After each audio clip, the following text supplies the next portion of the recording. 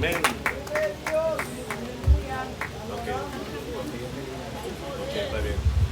Dios le bendiga. Amén. Y a su nombre. Gloria. Y al nombre de Cristo sea la gloria. Vamos a aprovechar Aleluya. bien el tiempo. Vamos a abrir nuestra Biblia Poderoso. en el libro, en la epístola de Juan, la primera epístola de Juan. Gloria a Jesús. Primera de Juan. Está antes del Apocalipsis. Está antes de Judas y está antes de segunda y la tercera carta de Juan. So, vamos para Primera de Juan, capítulo 2. Y vamos en el versículo 6.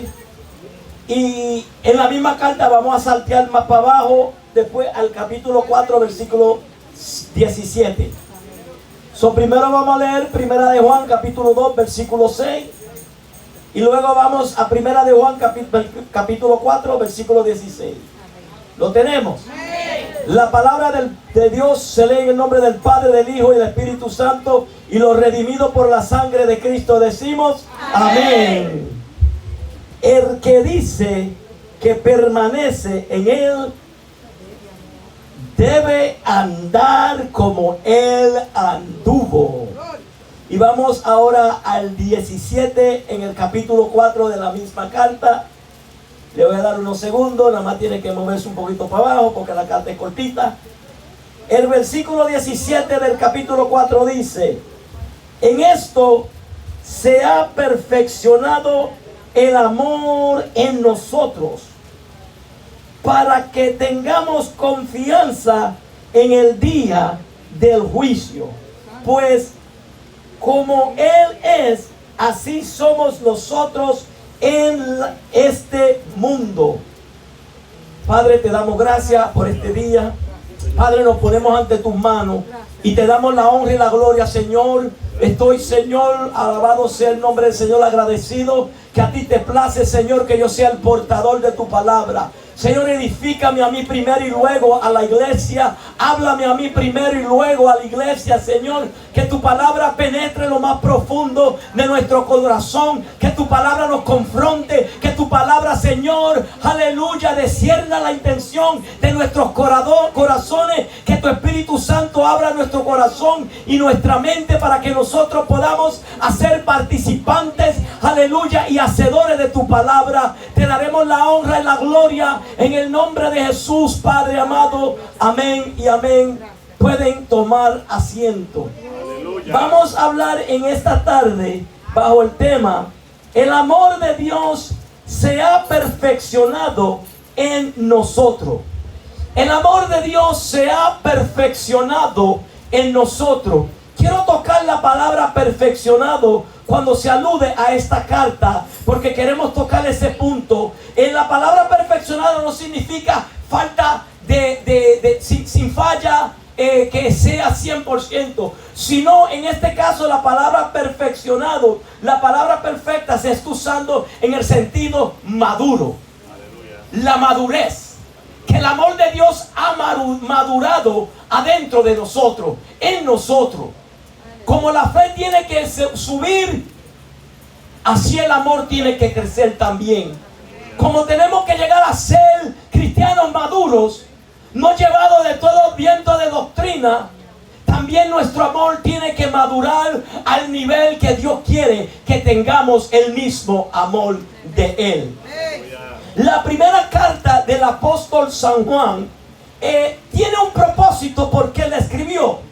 Todas las cartas tienen propósito porque los apóstoles escribieron. Porque se sintieron inspirados por el Espíritu Santo para poder hablar de un tema, para poder resolver y tocar un problema que estaba aconteciendo en la iglesia en ese momento, en esos cristianos, en esa primera iglesia. Alabado sea el nombre del Señor que Jesús dejó. Jesús, después que cumplió su parte, después que Él pagó el precio del pecado, después que Él resucitó, después que Él ascendió al cielo y llevó su sangre a la silla de misericordia, Él dejó su iglesia para que continuaran la tarea que Él él iba puesto. Alabado sea el nombre del Señor. Y él, aleluya, escogió apóstoles, los cuales estaban estableciendo la iglesia, estaban predicando los evangelios de salvación, la buena nueva alrededor de Jerusalén, alrededor de Samaria, alrededor de Judea, hasta que llegó a los confines de la tierra, como el Señor le ordenó que hiciera. Alabado sea el nombre del Señor. Pero como todo que comienza, siempre hay problema en el principio, como algo que el Señor estaba haciendo, porque lo que leímos ahorita, que he aquí que voy a hacer algo nuevo. Ahora es que Dios estaba haciendo algo nuevo con su Hijo, con su iglesia. Cuando vino aquí, alabado sea el nombre del Señor, Él hizo algo nuevo. Lo que Él hizo nuevo era que, aleluya, ya no era solo el pueblo de Israel que iba a poder adorar a Dios. Ya no iba a ser solo el pueblo de Israel que iba a tener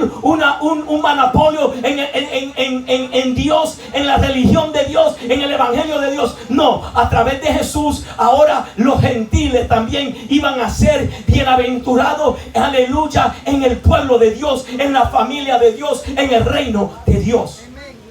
Alabado sea el nombre del Señor. Pero como resulta, cuando hay diferentes tradiciones, cuando hay diferentes culturas, cuando hay diferentes creencias, surgen problemas, surgen confrontamientos. Y por eso los apóstoles fueron dirigidos por el Espíritu Santo para escribir sus cartas, para corregir, alabado sea el nombre, los problemas que estaban aconteciendo. Pero lo hizo de una manera perfecta, que iba a llegar y trastornar ese siglo. Iba a seguir hasta el día que Cristo regresase a buscar a su iglesia. Estas cartas que él escribió a través del Espíritu Santo, que escribió el apóstol Pablo, que escribió el apóstol Pedro, que escribió Santiago, que escribió Judas, que escribió Juan, alabado sea el nombre del Señor, eran cartas que iban a permanecer hasta que Cristo venga para corregir, para instruir, aleluya, para doctrinar a la iglesia que fue comprada a precio de sangre. Pues esta carta tiene un propósito. Esta carta tiene un propósito que queremos tocar. ¿Cuántos aquí somos cristianos? ¿Cuántos aquí no somos cristianos? Ni un amén, todos somos cristianos. Pues Juan le estaba escribiendo a una iglesia cristiana. Juan le estaba escribiendo a diferentes niveles de cristianos. Alabado sea el nombre del Señor. Y ellos tenían duda, tenían preocupaciones. Entre ellos iban saliendo otros hombres. No le llamo hermano, porque el apóstol Juan dice que si era de nosotros, se hubieran mantenido de nosotros. Pero salieron entre nosotros, pero no eran de nosotros. Y salieron para que se cumpla que no todos los que están son.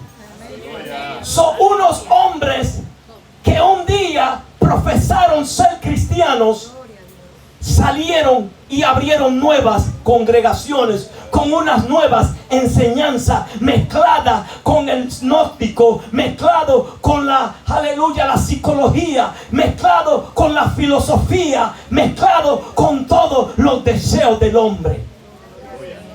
Y anunciaron que era un nuevo manera mejor de servir a Dios, que era el evangelio de Jesús, pero mejorado, perfeccionado a través del conocimiento.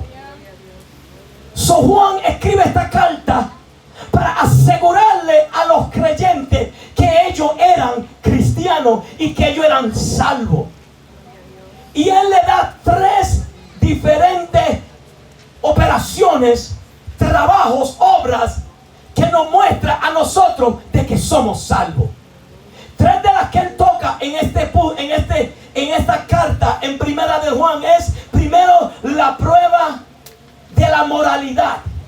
Que el cristiano, el verdadero cristiano, tú sabrás que tú eres salvo porque tú andas en moralidad, con moralidad.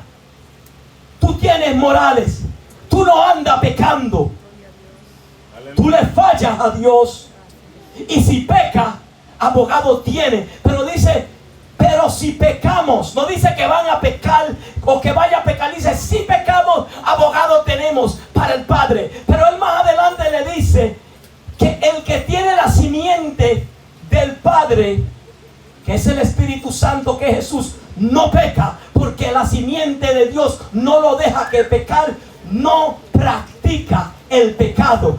Una de las pruebas que él le muestra a ellos cómo saber que son cristianos es si ellos no practican el pecado, si ellos andan con moralidad. Porque acordémonos que la iglesia de estos días era una mezcla de judíos, griegos, romanos, con diferentes creencias, diferentes culturas, diferentes malas mañas que traían del mundo.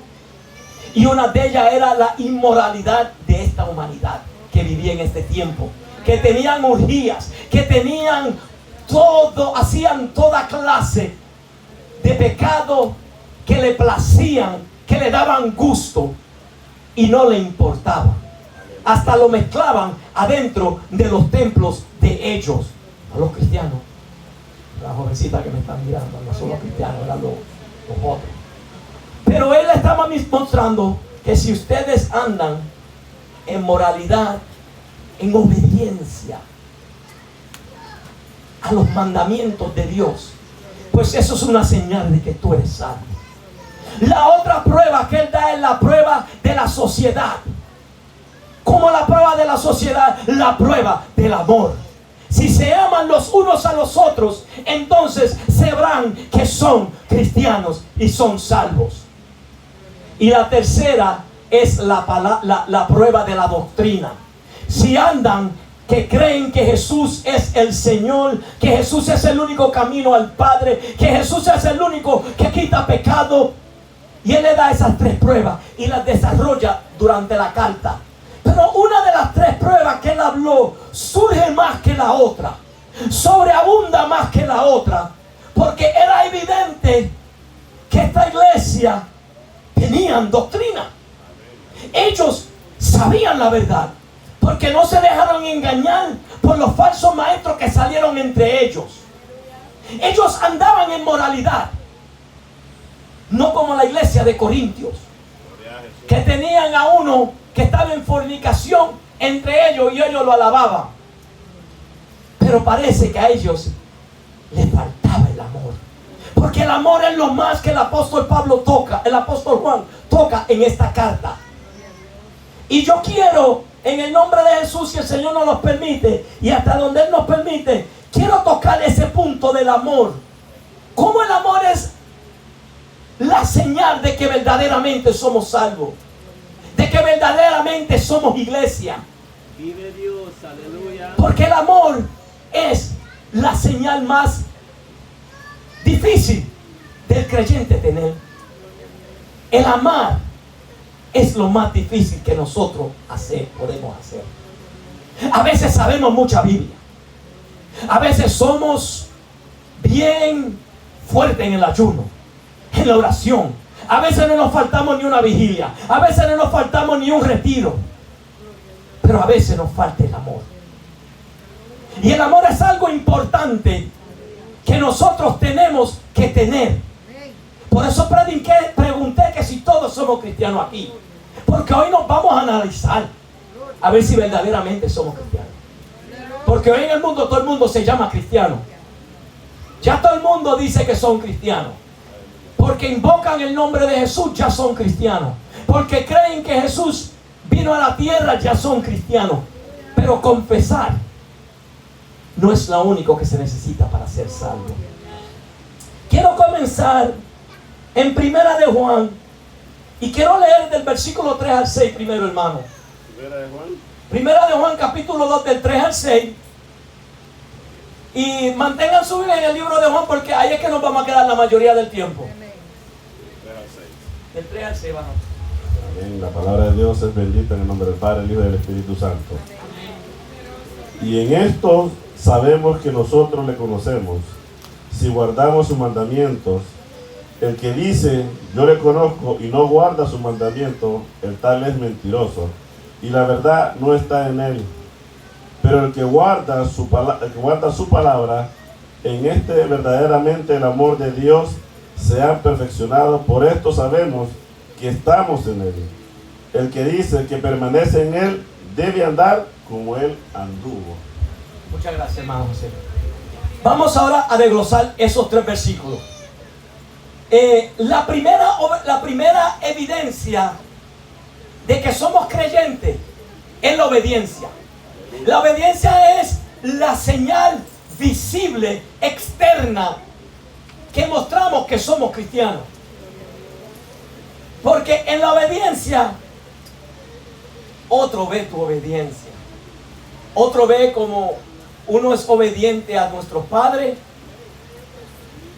Cuando estamos en la calle, en la escuela, y tus amiguitos, amiguitas quieren hacer algo que tu papá y tu mamá te enseñó a no hacer y tú no lo haces, ellos visiblemente ven tu obediencia. Cuando nosotros estamos con nuestros amigos de antes y nos invitan a hacer algo que hacíamos antes con él y decimos que no, visiblemente ellos ven la obediencia que le tenemos al Señor. Y mira cómo dice: y en esto sabemos que nosotros le conocemos si guardamos sus mandamientos. Para nosotros mismos, ¿cómo yo sé que yo soy un creyente? ¿Cómo yo sé que yo conozco a Dios? Que yo conozco al Hijo, que yo conozco al Espíritu Santo, si yo guardo sus mandamientos. Al yo guardar los mandamientos de Dios, yo mismo me muestro visiblemente de que yo soy creyente. El Espíritu Santo nos da testimonio a nuestro espíritu de que somos creyentes. Pero eso es una señal interna. A veces el enemigo juega con nuestra mente y nos hace pensar que no somos salvos o que no estamos bien ante Dios. Y nosotros mismos podemos mostrarnos a través de la obediencia a la palabra de Dios. Aleluya. La obediencia. Si vemos sobre ser obediente a Dios, su palabra es importante. Vamos a Lucas 6, 46 al 49 y vamos a leer. Ya todos conocemos la historia cuando Jesús termina el sermón del monte, que habla de los dos simientes. Pero quiero leer en Lucas 6, 46 al 49, hermano. Poderoso Dios. ¿Por qué me llamáis Señor, Señor, y no hacéis lo que yo digo? Todo aquel que viene a mí y oye mis palabras y las hace, os indicaré a quién es semejante. Semejante es al hombre que al edificar una casa cayó y ahondó y puso el fundamento sobre la roca. Y cuando vino una inundación, el río dio con ímpetu contra aquella casa, pero no la pudo mover porque estaba fundada sobre la roca. Mas el que oyó y no hizo semejante es al hombre que edificó su casa sobre la tierra, sin fundamento, contra la cual el río dio con ímpetu y luego cayó, y fue grande la ruina de aquella casa. Visiblemente, la obediencia se ve en el hombre que edifica su casa sobre la roca, que es Cristo, que es su palabra. Y el que está afuera lo ve. Y así nosotros conocemos y sabemos que conocemos a Dios. Porque cuando viene el problema, cuando viene la tentación, cuando viene la dificultad, nos permanecemos. ¿Por qué? Porque estamos fundados sobre la roca. El que no edifica sobre la roca, entonces, cuando viene el problema, cuando viene la tentación, cuando viene la tempestad, cae. Y como dice el versículo al final, grande es su ruina. Porque el que cae de este camino y cae de la gracia de Dios es algo horrendo y peligroso. Aleluya. En el capítulo, en segunda de Juan, primera de Juan, capítulo 2, el 3 al 6 que acabamos de leer, en el versículo 4 y en el versículo 5, el apóstol Juan nos muestra dos tipos de personas, dos tipos de hombres. Y cuando decimos hombres, nos referimos a mujeres también. Hay dos tipos de hombres. El primer hombre es el que no obedece a Dios. Y el segundo hombre es el que obedece a Dios. Como hay dos caminos, está el camino a la salvación y el camino a la perdición. Está el que obedece a Dios y está el que no obedece a Dios. Si vemos el versículo 4, mira lo que dice sobre el hombre que no obedece a Dios. El que dice, yo le conozco. Por eso digo el creyente, porque el que dice que yo le conozco se llama ser cristiano. El que dice yo soy cristiano, que está diciendo yo lo conozco. Pero mira lo que Juan dice: y no guarda sus mandamientos. En otras palabras, no guarda su palabra, no obedece a lo que él dejó escrito en la iglesia. El tal es mentiroso. Mira lo que dice: el tal es mentiroso, dando a entender, por lo que él dice ahí, leyendo gramática, dando a entender que el que dice que yo conozco a Dios, pero no guarda su palabra, él sabe que está mal. Él sabe que no lo conoce. Pero dice, el tal es mentiroso. Está tratando de aparecer algo que no es. Se llama ser cristiano, pero no lo es porque no obedece la palabra de Dios. El tal es mentiroso y la verdad no está en él. Hermano, por eso yo me mantuve callado en la escuela dominical, porque muchos de los que estaban hablando yo lo tengo aquí. Yo dije, yo me quedo callado, yo cojo mi parte ahorita. Si vamos a segunda de Timoteo, en el capítulo 3 del 1 al 5, vamos a ver lo que es un hombre que no obedece a Dios. Aleluya, poderoso Dios. Segunda de Timoteo, amados, capítulo 3 del 1 al 5. Bendito sea Jesús. También debes saber esto, que en los postreros días vendrán tiempos peligrosos, porque habrá hombres amadores de sí mismos, ávaros, vanagloriosos, soberbios, blasfemos, desobedientes a los padres, ingratos, impíos, sin afecto natural, implacables, calumniadores, intemperantes, crueles, aborrecedores de lo bueno, traidores, impetuosos y fatuados, amadores de los deleites más que de Dios, que tendrán apariencia de piedad, pero negarán la eficacia de ella. A esto evita. Tienen apariencia de piedad. Esa lista que está en segunda de Timoteo, del 1 al 5, eso es una lista grande. Esos son gente que están adentro de la iglesia, adentro de las iglesias cristianas. Dicen que conocen a Dios, pretenden ser santos, aún algunos pretenden hasta tener sanas doctrinas. Pero dice el apóstol Pablo a Timoteo, pero niegan la eficacia de la piedad. En otras palabras, niegan el poder de la piedad, porque el poder de la piedad es la palabra de Dios. Y lo niegan. Vamos a evitarlos a eso. Ahora, suficiente con el hombre que dice que conoce a Dios, pero no lo conoce, al mentiroso. Ya no vamos a hablar más del mentiroso. El segundo hombre es el hombre que sí conoce a Dios. Vamos al versículo 5 a ver lo que habla de nosotros.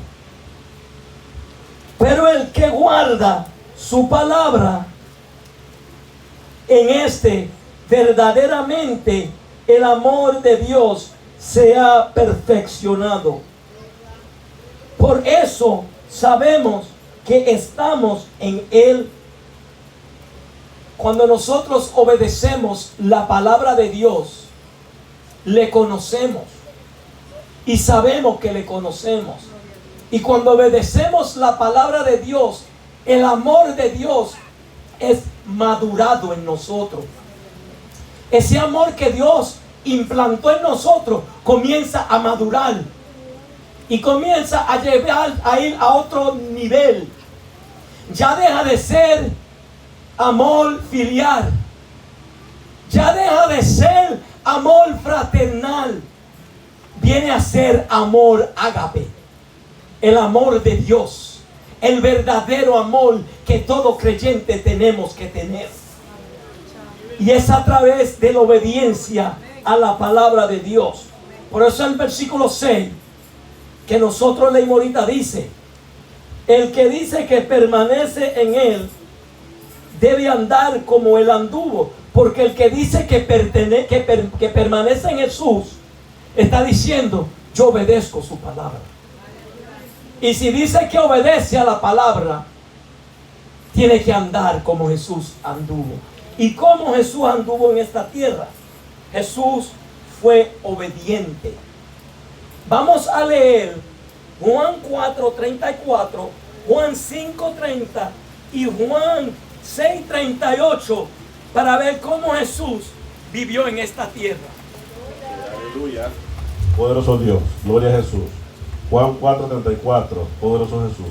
Jesús le dijo: mi comida es que haga la voluntad del que me envió y acabe su obra.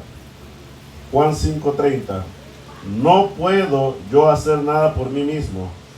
Según oigo, así juzgo, y mi juicio es justo, porque no busco mi voluntad, sino la voluntad del que me envió, la del Padre.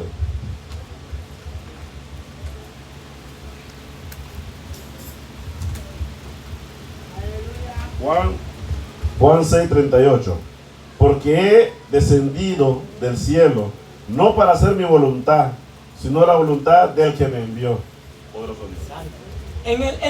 En el libro de Juan, en la carta que él escribió, en el evangelio que él escribió, entre el capítulo 4, 5 y 6, 3 veces Jesús habló de que él vino a hacer la voluntad del Padre. Él no hacía nada por sí mismo.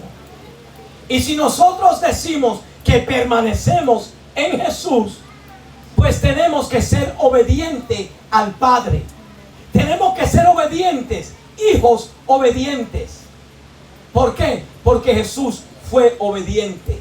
Hay otra característica que Jesús tuvo en la tierra que tenemos que tener: piedad, misericordia, compasivo. ¿Por qué? Porque eso es lo que Él hizo. Y nosotros tenemos que andar como Él anduvo. Si decimos que permanecemos en Él, si nos llamamos cristianos, tenemos que hacer como Él anduvo. Ahora, por favor, perdónenme, pero lo más que yo pongo en prédica son versículos bíblicos. Aleluya. Porque yo creo que el predicador es bueno que predique, es bueno que dé historia, pero yo siempre pienso que la palabra de Dios es más clara. Amén. Y cuando uno lee palabra de Dios, los versículos, nadie puede acusarte que le dijiste algo, o que lo insultaste, o que le tiraste puya, porque es la palabra de Dios. Y lamentablemente la palabra de Dios confronta. La palabra de Dios pica. La palabra de Dios arde. La palabra de Dios duele. Pero es bueno, porque lo buen que no te duele no sirve. Alabado sea el nombre de una ventanita. Ok, el Señor, tenemos ahora, vamos a leer el 7 al 11. Nos vamos a quedar en primera de Juan, capítulo 2. Tocamos el versículo 3, 4, 5 y 6. Ahora vamos a leer el 7 al 12. Y después lo vamos a tocar, ¿ok? Nos vamos a quedar en esa carta. Gloria a Jesús. Primera de Juan, amados, capítulo 4, del versículo de 7 al 12. Bendito sea Jesús. Amados, amémonos unos a otros, porque el amor es de Dios. Capítulo 2. O capítulo 2. No te lo digo. Si alguien la tiene abierta, lo puede levantar y leerlo. Amén. Primera de Juan, capítulo 2, del 7 al 12. Pensé que esto iba puesto. Soltate la página. Poderoso Dios, aleluya. Del 7 al 12. Perdona, mi amado, poderoso Jesús. No hay problema. Estamos en vivo. Amén. Gloria a Dios. Gloria a Dios. Amén. Poderoso Dios, hasta las mejores familias. Bendito sea Jesús. Así es. Hermanos, no os quiero mandamiento nuevo, sino el mandamiento antiguo que habéis tenido desde el principio. Este mandamiento antiguo es la palabra que habéis oído desde el principio. Sin embargo, os escribo un mandamiento nuevo, que es verdadero en él y en vosotros, porque las tinieblas van pasando y la luz verdadera ya alumbra. El que dice que está en la luz y aborrece a su hermano está todavía en tinieblas. El que ama a su hermano permanece en la luz, y en él no hay tropiezo.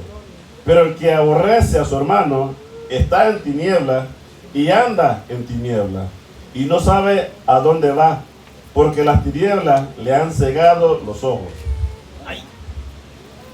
Os escribo a vosotros, hijitos, porque vuestros pecados os han sido perdonados por su nombre.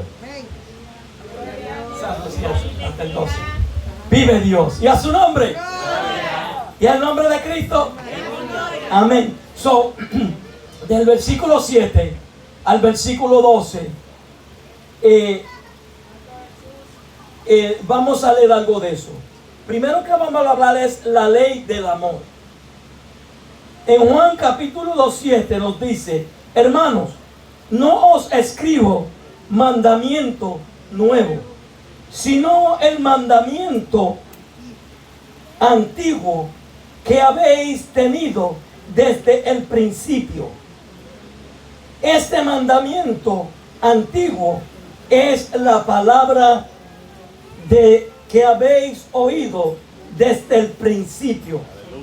Acordémonos que él no solo está hablándole a gentiles, aquí hay judíos también. Cuando él está hablando que no le trae un mandamiento nuevo, él está diciendo ya el mandamiento de amarnos está establecido desde la ley de Moisés. Ya desde la antigüedad Dios ha ordenado que nos amemos. En el libro de Levíticos 19:18 y Deuteronomio 6:5 nos habla de los dos grandes mandamientos que el pueblo judío tenía que hacer. En Mateo 22:34 al 40 y Marcos 12:28 al 34, y en ese que vamos a enfocarnos, se habla del gran mandamiento cuando vinieron a Jesús y vinieron a tentarlo. Y vino uno de los fariseos y le pregunta: maestro, ¿cuál es el gran mandamiento? Ellos estaban tratando de tentar a Jesús. Este era la última semana antes de ser crucificado. Ya él iba tuvido su entrada triunfante en Jerusalén, y ahora estaban tratando de tentarlo, de trapearlo, para poder tener una excusa de cogerlo públicamente, porque ya iban fijados sus ojos y ya iban determinados que él tiene que morir. Jesús tiene que morir porque todos se están yendo a donde él. Estamos perdiendo autoridad, y si seguimos de esta manera, Roma va a venir y nos va a quitar el templo. Vamos a perder nuestros puestos, nuestras posiciones en la sociedad. Primero trataron de tentarlo a través de la resurrección. Los saduceos, que no creen en la resurrección, trataron de tentarlo. Trataron de tentarlo con la moneda. ¿De quién debemos pagar tributos? A César. Estaban tratando de trapearlo y no pudieron. Pensaron que con este lo vamos a tener. Con esta trampa aquí lo vamos a tener, porque le vamos a preguntar cuál es el gran mandamiento. Vamos a ver qué es lo que ahora va a decir, y él mismo se va a volcar con esto. Pero Jesús, sabiamente, en Marcos 12:28 al 34, nos dice: Poderoso Dios. Marcos 12:28 al 34. Acercándose uno de los escribas, que los habían oído disputar y sabían que les había respondido bien, le preguntó: ¿cuál es el primer mandamiento de todos? Jesús le respondió: el primer mandamiento de todo es: oye Israel, el Señor nuestro Dios, el Señor uno es, y amarás al Señor tu Dios con todo tu corazón, y con toda tu alma, y con toda tu mente, y con todas tus fuerzas. Este es el principal mandamiento, perdón. Y el segundo es semejante: amarás a tu prójimo como a ti mismo. No hay otro mandamiento mayor que estos. Entonces el escriba le dijo: bien, Maestro, de verdad has dicho que uno es Dios y no hay otro fuera de Él. Y Él amarle con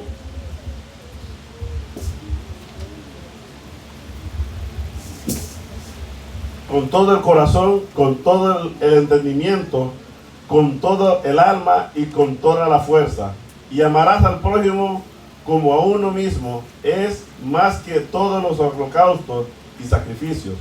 Jesús entonces, viendo que había respondido sabiamente, le dijo: no estás lejos del reino de Dios, no estás lejos del reino de Dios. Y ya ninguna osaba preguntarle al Señor. Bendito sea Jesús. Amén. So, desde el principio hay mandamiento de amarnos los unos a los otros. El apóstol Pablo dice que el amor es el cumplimiento de la ley. La ley se cumplía en amar. Y muchos de ellos podían amar, podían guardar parte de la ley, pero no amaban. El amor es el cumplimiento de la ley. El amor es el mandamiento antiguo. Pero si vamos al versículo 8 de 1 de Juan capítulo 2, él dice: sin embargo, os escribo un mandamiento nuevo. Primero dice: no te estoy escribiendo un mandamiento nuevo, sino el mandamiento antiguo. Pero ahora le dice: mas sin embargo, yo sí te doy un nuevo mandamiento, que es verdadero, y en él y en vosotros. Este nuevo mandamiento es verdadero y es en nosotros. ¿Sabemos de quién hablamos? Aleluya. ¿Sabemos? Amén. ¿Quién? Pero no tienen fuerza. Who is it? No tienen fuerza, hermano. Jesús. No strength. Aleluya. Gloria a Dios. Y en vosotros, porque las tinieblas van pasando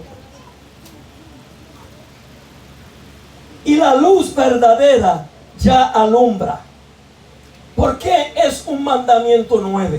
En Juan 13, 34 al 35, el Señor le dice: un mandamiento nuevo os doy, que os améis los unos a los otros. Y en esto conocerán que son mis discípulos, cuando os amen los unos a los otros.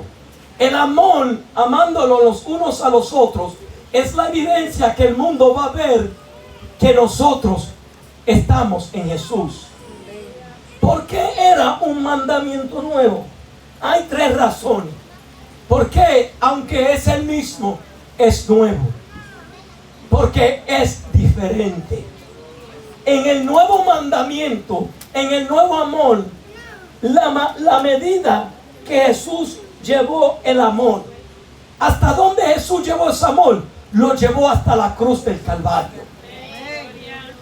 Es diferente porque la distancia que Jesús llevó, el amor de los judíos era entre ellos. Ellos aborrecían los gentiles. Ellos no comían con los gentiles, no solo porque eran inmundos, pero ellos lo obedecían porque los judíos creían que era la mejor Coca-Cola, la última Coca-Cola en el desierto, porque Dios nos escogió a nosotros. Aleluya. Ellos no son dignos. Ellos no lo amaban. La distancia, el amor ahora, Jesús lo lleva hasta el fin del mundo, hasta lo último del mundo. Y es diferente el grado que Jesús realizó el amor hasta la muerte. Vive Dios. Lo llevó hasta la muerte. Y este es el amor, no en que nosotros lo amamos. Dice el capítulo 4, en que Dios envió a Jesús al mundo. Ese es el amor. Dios mostró su amor enviando a su Hijo para morir por nosotros. Jesús puso su vida Amén. para salvarnos a nosotros. Jesús dejó que lo crucificaran para mostrarnos el amor. Como Jesús dijo: si yo quiero, le pido a mi Padre, y Él manda millares de legiones de ángeles que vengan para acá a pelear por mí. Él tenía eso a su disposición. Tenía eso, la autoridad. La autoridad, el poder de Jesús era tan profundo, porque Él era Dios, que cuando en el Getsemaní los soldados, Jesús le pregunta: ¿a quién buscáis? Y ellos le dijeron: a Jesús. Cuando Jesús dijo: yo soy, cayeron todos. El primero que tumbó a la gente sin ponerle la mano, y no tomó gloria. Pero Él los dejó levantarse, los dejó arrestarlo, los dejó llevarlo al tribunal, los dejó que le hicieran un caso injusto, porque el caso de Jesús fue un caso ilegal. Ellos rompieron todas las leyes que ellos tenían de acuerdo a la ley de Moisés, a cómo llevar a alguien a la corte. De acuerdo a la corte, a la ley de Moisés, el que era acusado tenía derecho de defenderse. Tenía derecho de presentarse delante de sus acusadores. Ellos no hicieron eso. No podían usar un juicio de día a la noche. Ellos hicieron eso. Todo lo que ellos hicieron fueron en contra de la misma ley de ellos. Pero Jesús lo permitió por amor, para mostrar su amor, porque Él sabía que era necesario. Aleluya. Alabado sea el glorioso nombre del Señor. Y la segunda parte del versículo 9 al 12 es la vida del amor. Estamos hablando de la ley del amor, y ahora vamos a hablar de la vida del amor, que está del 9 al 12, que ya lo leímos. Y en estos versículos el apóstol Juan nos muestra tres ejemplos de tres tipos de personas que profesan a Dios. Tres diferentes tipos de personas que profesan conocer a Dios, profesan ser cristianos. Hay dos negativos y uno positivo. El primero es la profesión sin amor, y está en el capítulo 2 del versículo 9 de Primera de Juan. El que dice que está en la luz y aborrece a su hermano, está todavía en tinieblas. El que anda en la luz pero aborrece a su hermano, todavía está en tinieblas. Nosotros podemos profesar ser creyentes. Yo puedo tener los dones, puedo tener obras, puedo tener sabiduría, pero si no tengo amor, vamos a ver lo que nos dice el apóstol Pablo en 1 Corintios del 1 al 3. 1 Corintios 13 del 1 al 3. Ya lo conocemos. Gloria a Jesús, poderoso Dios. 1 Corintios, amados, 13, capítulo 13 del 1 al 3. Si yo hablase lenguas humanas y angélicas y no tengo amor, vengo a ser como metal que resuena o címbalo que retiñe. Y si tuviese profecía y entendiese todos los misterios y toda ciencia, y si tuviese toda la fe, de tal manera que trasladase los montes, y no tengo amor, nada soy. Y si repartiese todos mis bienes para dar de comer a los pobres, y si entregase mi cuerpo para ser quemado, y no tengo amor, de nada me sirve. Si no tengo amor, nada soy. Si no tengo amor, no importa qué obra yo haga, nada soy. De nada me vale esas obras. De nada me vale. Y eso es un poquito controversial ahí, que dice que si diere todas mis posiciones para darle comer a los hombres.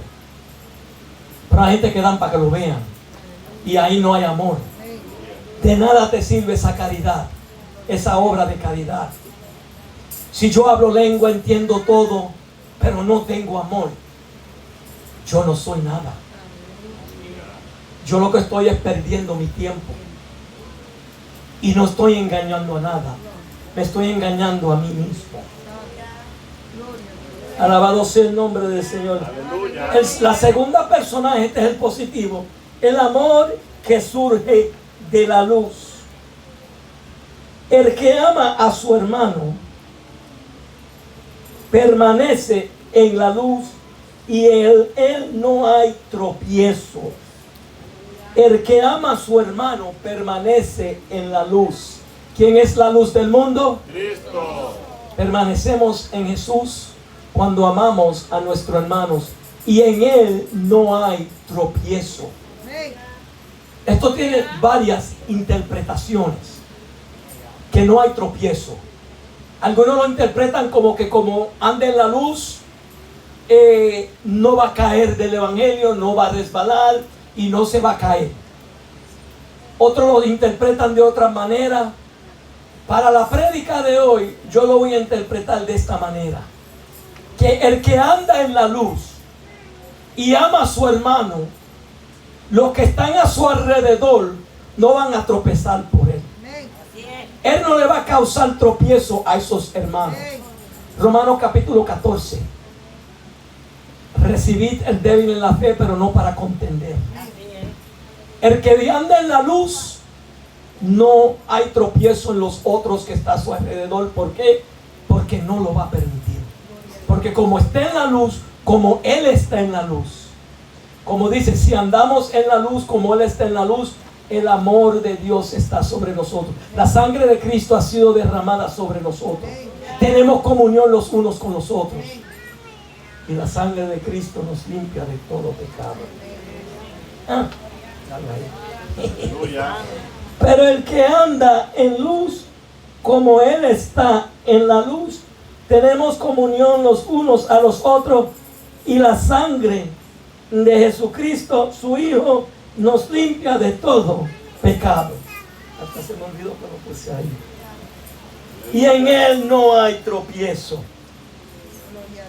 Vamos a movernos para la tercera persona. Y esta es una profesión de fe, pero tiene odio. Aborrece a su hermano.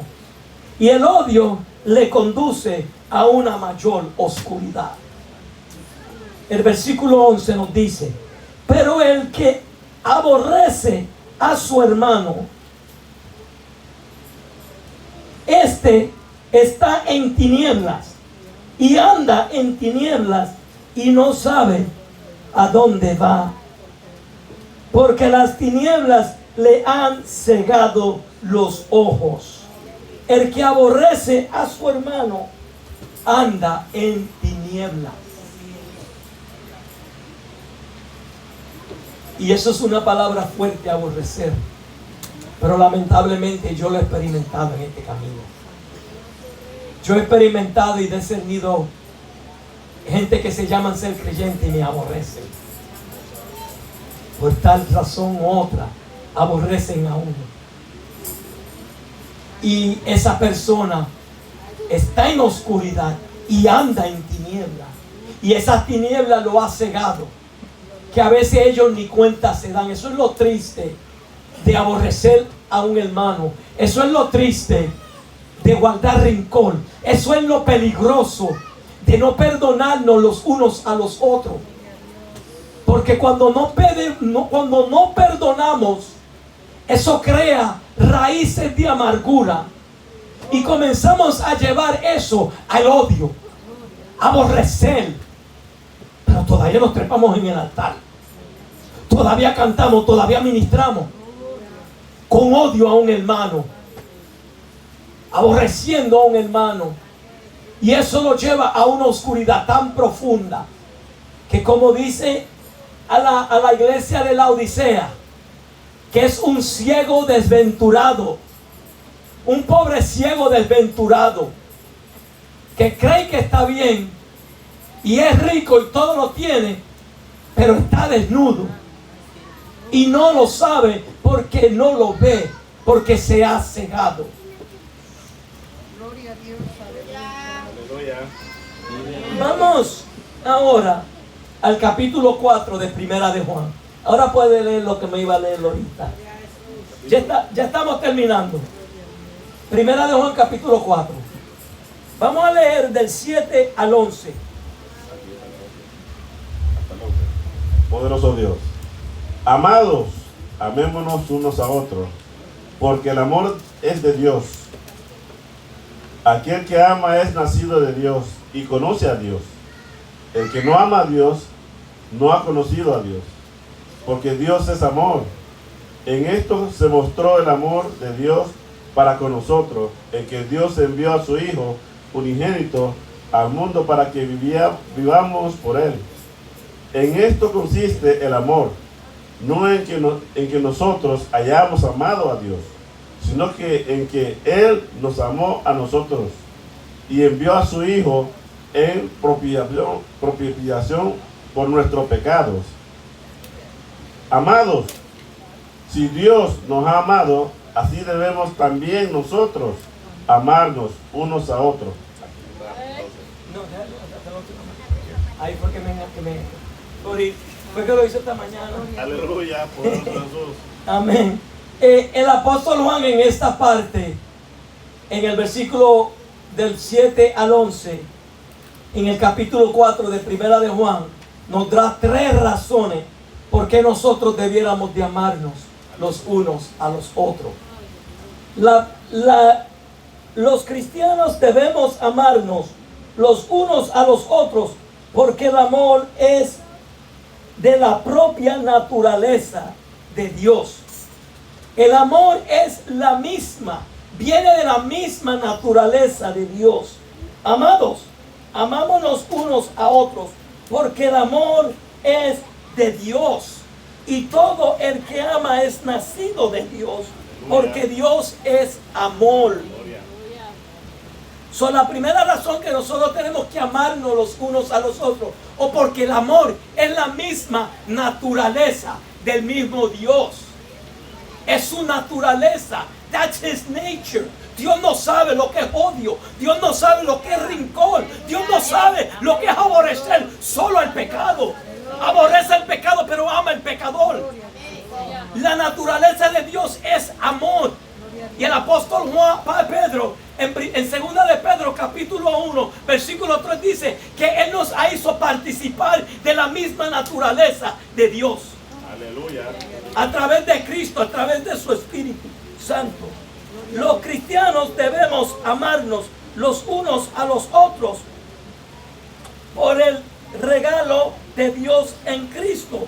Dios nos ha dado a nosotros regalo en Cristo Jesús, y por esos regalos nosotros debiéramos de amarnos los unos a los otros.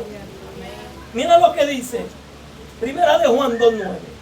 En esto se mostró el amor de Dios para con nosotros, en que Dios envió a su Hijo unigénito al mundo para que vivamos por Él.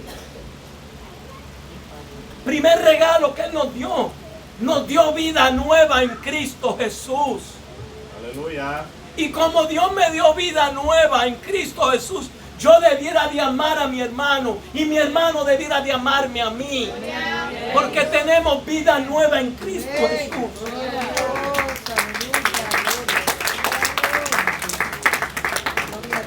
Ese es uno de los regalos.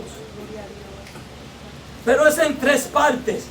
El regalo de Dios en Cristo es 3 partes. Primero, que Él envió a su Hijo al mundo. Aleluya. Segundo, vamos para el versículo 10. En esto consiste el amor. Oye, yo leí ese, ¿verdad? Sí, Amén. Ajá. Para morir por nosotros. Cristo murió para que nosotros vivamos. Nosotros estábamos muertos en nuestros delitos y pecados. Pero para que nosotros podamos vivir, para que nosotros salgamos de la muerte a la vida, Él envió a su Hijo para que muriera por nosotros en nuestro lugar. Mira, bien terrible es esto. Romanos 8, 31 y 32 y 8, 38 y 39. Ese no lo voy a brincar. Romanos 8, 31 al 32 y el 38 al 39. Poderoso Jesús. ¿Qué pues diremos a esto? Si Dios es por nosotros, ¿quién contra nosotros? El que no escatimó ni aún a su prójimo hijo, a su propio hijo, sino que le entregó por todos nosotros. ¿Cómo no nos dará también con él todas las cosas? Por lo cual estoy seguro de que ni la muerte, ni la vida, ni ángeles, ni principados, ni potestades, ni lo presente, ni lo porvenir, ni lo alto, ni lo profundo, ninguna otra cosa creada nos podrá separar del amor de Dios, que es en Cristo Jesús, Señor nuestro. ¿Qué diremos de esto? Si Dios es con nosotros, ¿quién contra nosotros? Él murió por nosotros. ¿Quién juzgará a los escogidos de Dios? Nadie. Tenemos que amarnos los unos a los otros, porque Cristo murió para que nosotros vivamos. Aleluya. Para que tengamos todas las cosas a través de la muerte de Jesús. A través de la muerte de Jesús tenemos entrada al trono de la gloria.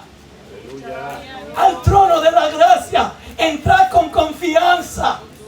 Podemos entrar con confianza. Alabado sea el nombre del Señor.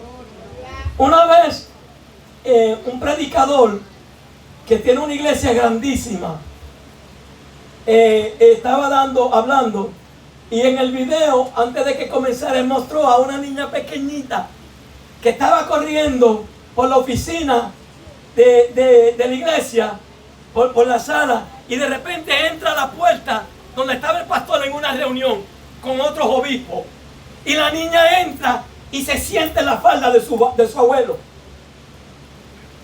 Y él mostró eso en el video antes de entrar. Y él dice, ¿por qué yo mostré eso? Porque esa niña aquí, y le señala a uno de los miembros de su iglesia, ese que está ahí, que es mi segunda hermano, no se atreve a entrar a esa puerta cuando yo estoy en una reunión. Tiene temor a entrar. Pero mi nieta entra sin miedo. Y entra y se sientó a mí. ¿Por qué? Porque tiene confianza de que yo no la voy a rechazar. Y nosotros tenemos esa confianza porque Cristo murió. Tenemos esa confianza de entrar en el trono de la gracia, entrar en la presencia de Dios. Alabado sea el nombre del Señor Todopoderoso. Y envió a su Hijo al mundo en proposición para nuestros pecados. La tercera razón que debemos amarnos los unos a los otros es porque Él quitó nuestros pecados. Quitó el pecado de nosotros. Él vino a quitar el pecado y lo quitó. En ti no hay pecado, en mí no hay pecado. ¿Por qué? Porque ya el Padre nos perdonó de los pecados que hemos cometido. Por favor, oigan el pasado que dije. No como cuando un criminal hace algo y tiene algo que la corte necesita, que le dan un papel. Te vamos a perdonar todos los delitos pasados y los presentes, porque tú nos vas a dar información que nos va a ayudar a coger a este terorista. No, tenemos el pasado. Lo del presente, tenemos abogados para el presente, pero no lo practiquen, porque para eso no hay perdón. Primero de Juan 2:11. Amados, si Dios nos ha amado, así debemos también nosotros amarnos unos a otros. Si Dios nos amó a nosotros, como dice David, ¿quién es el hombre que tú te acuerdas de nosotros? Analicémonos. ¿Quiénes éramos? ¿Qué cosas hemos hecho en nuestra vida? ¿Qué tipo de persona éramos? Y pregúntate, ¿por qué tú me amas? Imperfecto, ¿por qué tú me amas? Y si entendemos eso, si nosotros entendemos que Dios nos ama, nos amó, y no hay nada que nos va a separar de ese amor de Dios. ¿Quién nos separará del amor de Dios? Nada. nos puede separar. No hay nada que tú puedas hacer. No hay nada que yo pueda hacer que va a decir a Dios: no, a eso no lo quiero ver. No lo quiero ver en vivo. No. Nada podemos hacer que Él deje de amarnos. Y si nosotros podemos entender eso, pues tenemos que amarnos los unos a los otros. Hay algunas frutas que son malas, pero a veces uno tiene que comerse. Hay algunos hermanos que tienen carácter fuerte, pero no lo tenemos que comer. ¿Por qué? Porque Dios nos amó primero. Porque yo, siendo un hombre imperfecto, un hombre con falla, un hombre imperfecto, Dios me amó a mí. Dios me miró a mí con mi falla, con mis debilidades, y dijo: ese es mi hijo, por él yo voy a dar mi vida. Y me salvó y me amó y puso mi pie sobre peña y puso un cántico nuevo en tu boca. Pues debemos de amarnos los unos a los otros. Vive Dios, aleluya. Los cristianos debemos de amarnos los unos a los otros por la actividad de la persona, de la presencia de Dios en nosotros y por nosotros y por su pueblo. Déjame repetir eso. Tenemos que amarnos los unos a los otros por la presencia, la actividad, la presencia de Dios en nosotros y por nosotros. Déjame explicar leyendo el versículo 12 del capítulo 4 de Primera de Juan. Nadie ha visto jamás a Dios y nadie lo verá mientras estamos en esta tierra. Nadie ha visto a Dios. Dios es espíritu. Si un espíritu quiere hacer algo y quiere que tú lo conozcas, pues tiene que hacer algo para que alguien lo vea. Dios es invisible. Nadie ha visto a Dios. Si nosotros amamos unos a otros, Dios permanece en nosotros y su amor se ha perfeccionado en nosotros. La presencia de Dios está visible en nuestra vida.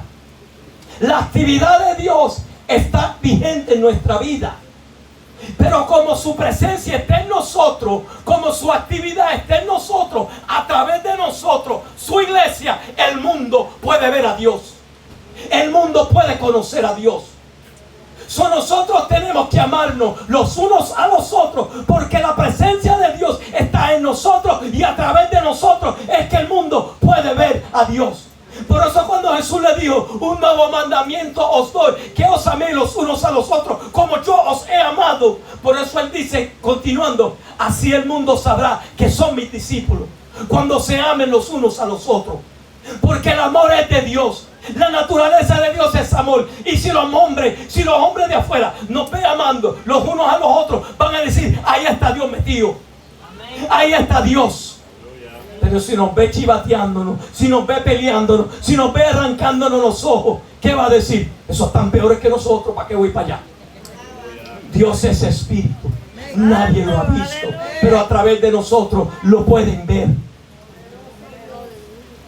Cuando Jesús dijo que en su casa había mucha morada y Él iba a preparar un lugar para nosotros, Él dijo que Él vendría otra vez y dijo que iba a recoger a José Luis, que iba a recoger a los pentecostales. Me iré para atrás y voy a recoger a los bautistas. Me iré para atrás y voy a recoger a los católicos. Me recogeré a mí mismo. A Él es que Él viene a recoger. Y nosotros tenemos que andar como Él anduvo. Vamos a concluir con la última parte. Vamos a leer del Primera de Juan 4, del 17 al 21. Y con esto vamos a concluir.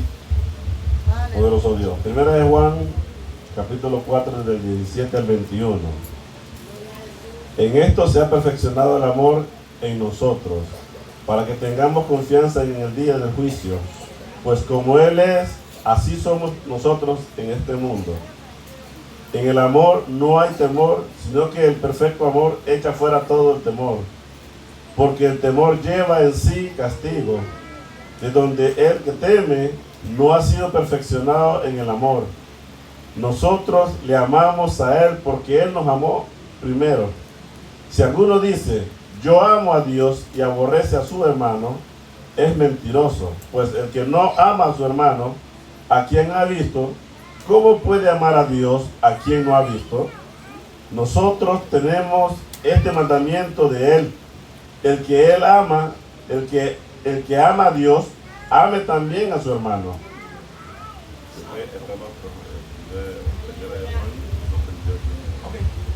Vive Dios.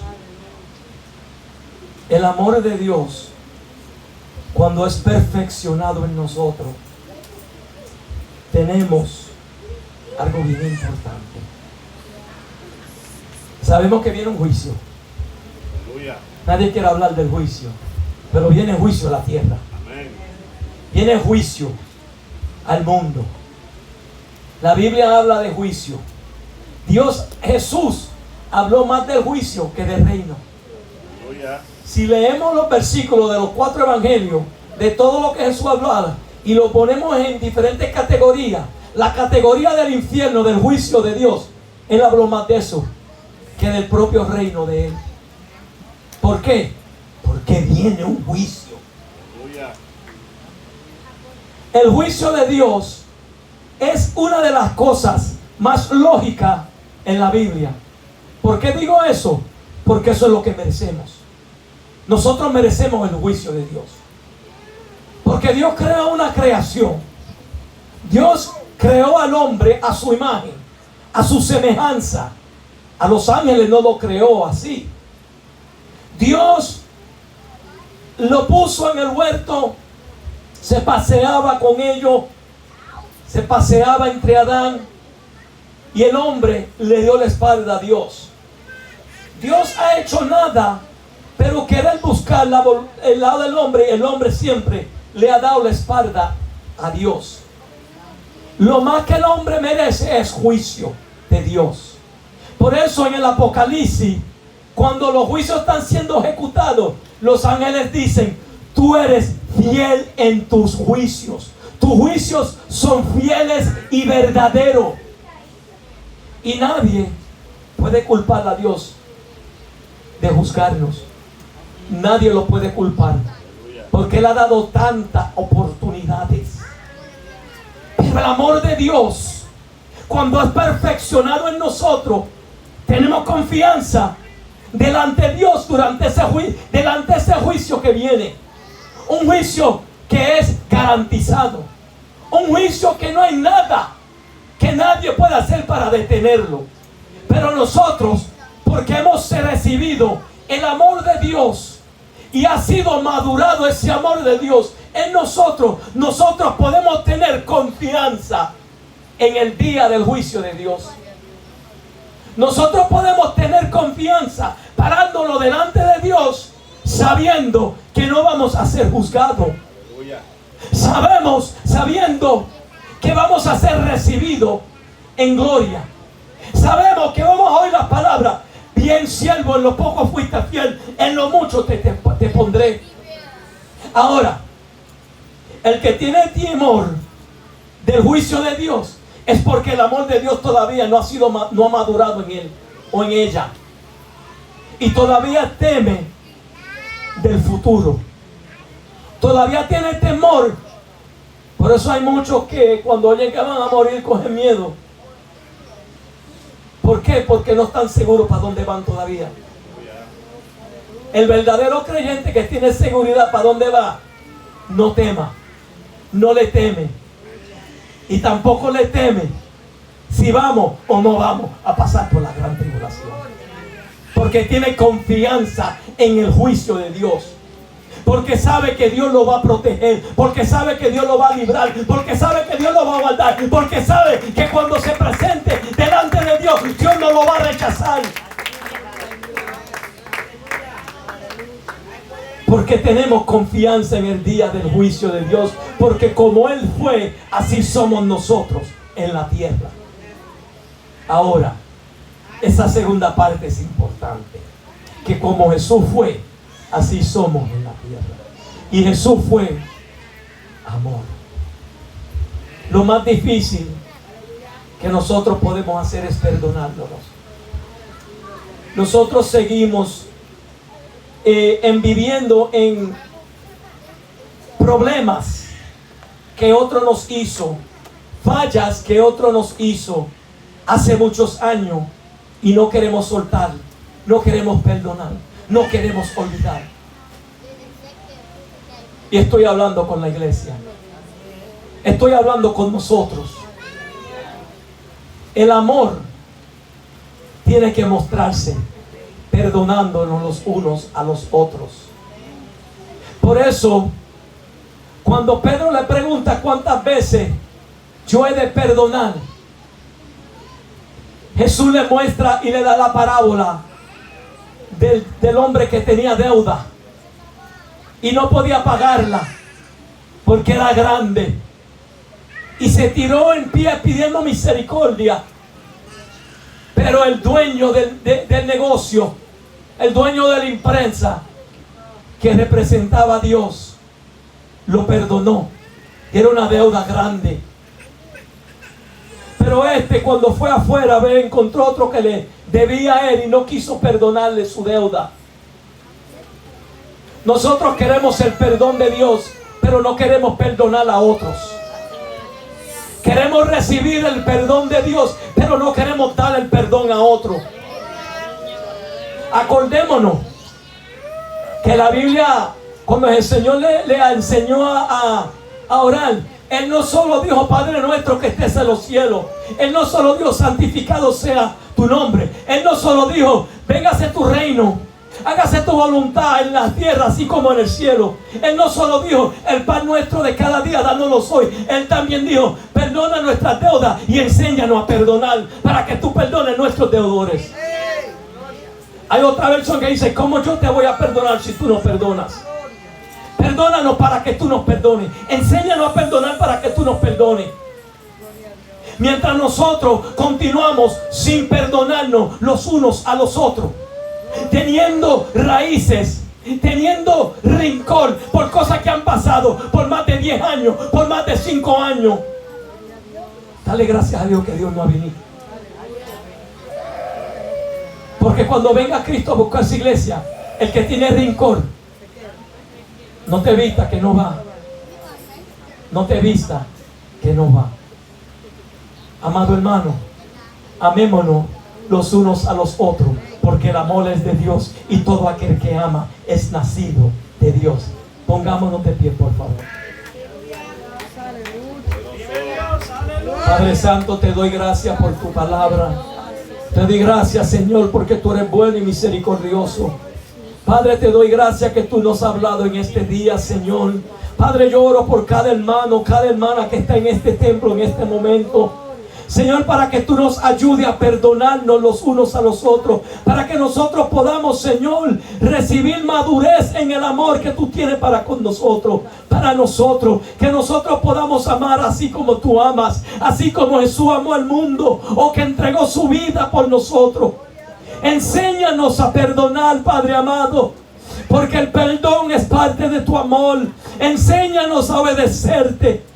Enséñanos a andar en la luz como tú estás en la luz. Oh Padre, yo te pido que este mensaje sea grabado en el corazón de cada uno de nosotros, y no deje que el enemigo lo arranque, no deje que el enemigo se lo robe. Que seamos, aleluya, hacedores de esta palabra y no solo oidores olvidadizos. Te damos gracias, Señor, en el nombre de Jesús. Amén.